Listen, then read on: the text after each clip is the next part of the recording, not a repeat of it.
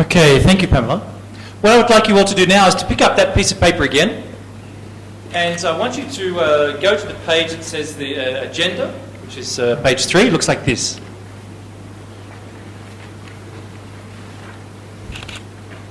Who feels like they've been here for 5 days already? Does anyone feel like they've been here for 5 days? I feel like I've been here for 5 days and I just flew in last night. We've had a packed day with lots on. On your chair was a white notebook and a pen. Can you find it? Have you got your pen in your hand and your notebook? One of the interesting things from these types of workshops and meetings is there is so much information and you get so excited that you forget to make a couple of notes of what was important to you and specifically what points of action you want to take when you get home. So it's going to take us on a few minutes journey of today from the beginning to now, and I'm going to do that through the agenda. And as we do that, with your pen and paper in hand, I want you to think about what are the 2 or 3 things that are take-home messages for you that you want to change how you do business, change your practice, or take some type of action with what you've learnt today. So we started off with our opening address from Kenya Red Cross. We were reminded of the importance of the humanitarian sector and humanitarian supply chain. And we were quite eye-opened, if you like, to the range of services that Kenya Red Cross provides. Why? For the benefit of the people.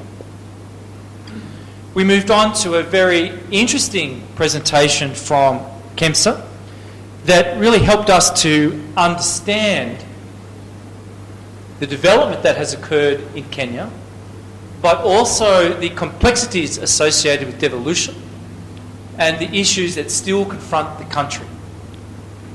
Complexity was used. Ongoing issues. The word partnership was used many times. Coordination. New skills required. How do we help to encourage the counties to be more robust? Yasmin brought to us the InSupply project, where they are looking to have impact teams in 10 counties. The focus of that project is to develop project management, change management skills, to work with existing staff, to capture that data and actually turn it into a workable form through dashboards. Why? To actually make change that is relevant to the local environment. So interpreting data, analysing data, and then applying data to that local context. And a key message from Yasmin was that private sector is there to interact with, and there are many ways of interacting with the private sector. And we need to look at what's relevant to the local context. Then we had a panel discussion where Dr. Claver spoke to us about the Pharmacist Forum, the County Pharmacists Forum, and that they're coming together to share stories and ideas and problems. They realise that there are stresses on the system, and they again calling out for partners, recognising the need for cooperation with others and seeing how they can do that. And we were challenged in our panel to think about issues relating to what was keeping people awake at night, the nightmares that were occurring. And then we were challenged in our small groups to not only think about the issues of concern to us where we practice, but also what we can do to contribute to change. We don't want this to be a talk, discussion, and pushing the onus on others. Pamela just made the plea in her presentation of Skills Bank that true change and sustainability will only happen when local practitioners take ownership and move that forward. And the items that were discussed in the small group was a challenge individually and corporately about what you can do in your environment to make change happen. How can you further foster relationships that you started with today to help to do that in the Kenyan context? We then moved on to the humanitarian and what the issues are in the humanitarian sector. We had a presentation from the International Rescue Committee, and also for world vision. Again, what was painted to us, the great need in the region and the great skills and the great dedication of so many people to help meet that need. But issues of complexity, partnership, funding, the need to take on innovation, the need to learn from others were all issues that emerged in that environment. With one really interesting theme coming out, and that is the comparison of problems between the development sector and humanitarian sector. They're very similar, yet often we work in siloed communities. I think one of the challenges for me there was how we can better communicate and cross-partnership together. After lunch, we were a bit tired, but we were well fed. Thank you, Pamela, and thank you to our sponsors. It was a struggle to get people back on time, but we did it. And we were glad we did, because we had presentations from Tangamaka, Microhealth, DHL and UPS. Why? Because we all believe that the private sector will certainly be part of a sustainable future. We can learn a lot from them.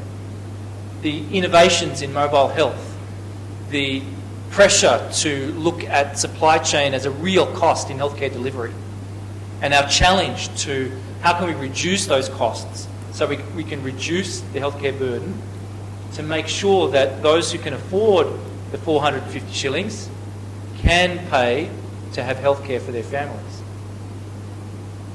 Very interesting challenge.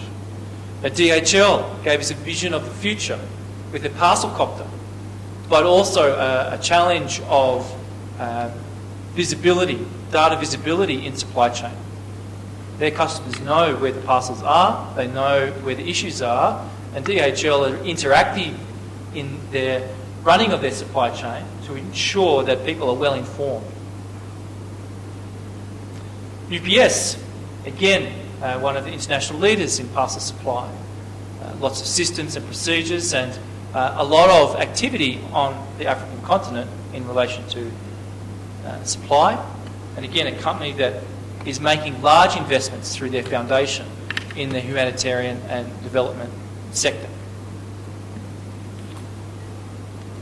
We then moved into looking at research and skills development. Usually if you close your eyes and I say, imagine a professor at a university, you think of an old man or woman, but probably 10 or 20 years older than me. Long socks, shorts, a coat with leather on the arms, glasses on the nose, and unable to explain anything relevant to your workplace. But what we tried to do in the panel was to dispel that myth and to say that academia is extremely relevant to the capacity development of supply chain.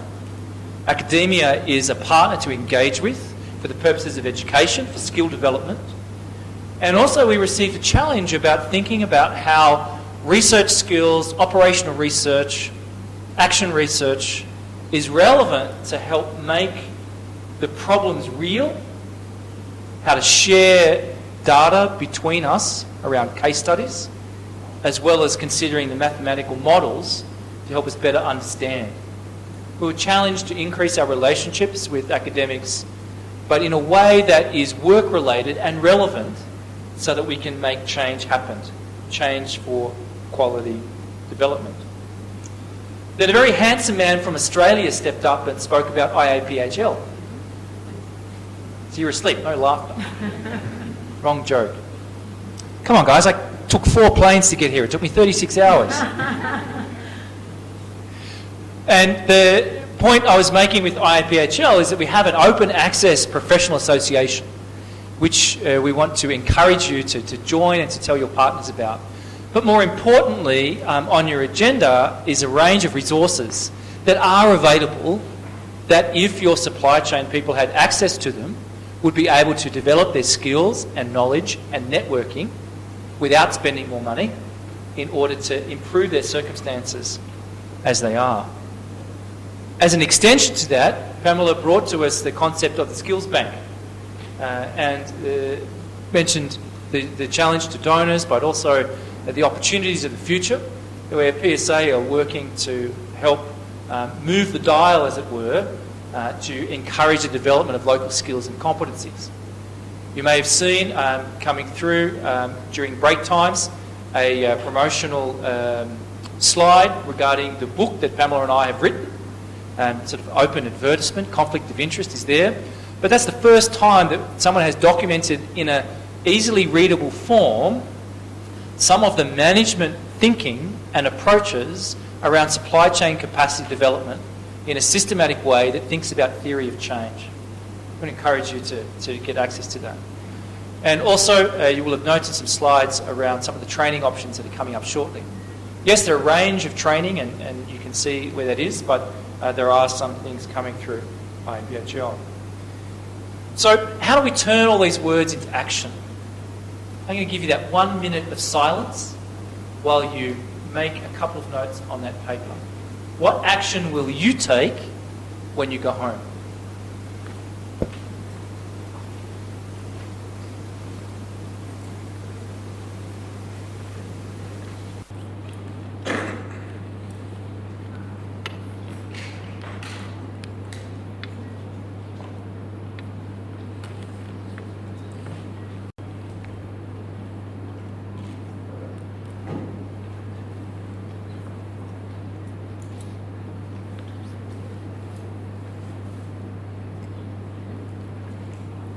For busy work environments, see what you can do to make what you wrote there happen as a point of action. The next steps from our group who's putting this on today is we'll be writing a report that documented today what happened. All the presentations that you saw, we'll be asking permission of the presenters to give you electronic access to those presentations as a resource. I, representing IMPHL, will be emailing you to invite you to participate in a Kenya IAPHL chapter if you are